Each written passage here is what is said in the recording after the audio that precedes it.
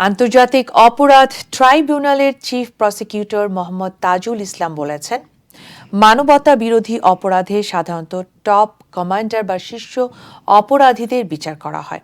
আন্তর্জাতিক অপরাধ ট্রাইব্যুনালে প্রধান অভিযুক্ত ব্যক্তিদের সবার বিচারই প্রায় আগামী 1 বছরের মধ্যে শেষ করা হবে। তাদের প্রধান লক্ষ্য হচ্ছে গুম, গণহত্যা ও মানবতা বিরোধী অপরাধের যারা মাস্টারমাইন্ড, যারা একদম সর্বোচ্চ জায়গায় বসে থেকে অপরাধগুলো সংগঠিত করেছিলেন, প্রাধান্য দিয়ে তাদের বিচার করা। তাজুল ইসলাম বলেন, মানবতা বিরোধী অপরাধে সাধারণত টপ কমান্ডারদের বিচার করা হয়।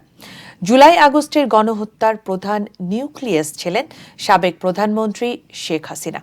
এই সাবেক প্রধানমন্ত্রী ও তার নিচের দিকে কয়েকজন ছিলেন, তাদের বিচারকে প্রাধান্য দেওয়া হচ্ছে। দ্রুততম সময়ের মধ্যে তারা তাদের বিচার শেষ করতে চান, সেই সক্ষমতা তাদের আছে বলে জানান তিনি। আন্তর্জাতিক অপরাধ ট্রাইব্যুনালে প্রধান উপযুক্ত ব্যক্তিদের মামলা ও সবার বিচারই প্রায় আগামী 1 বছরের মধ্যে শেষ করা যাবে।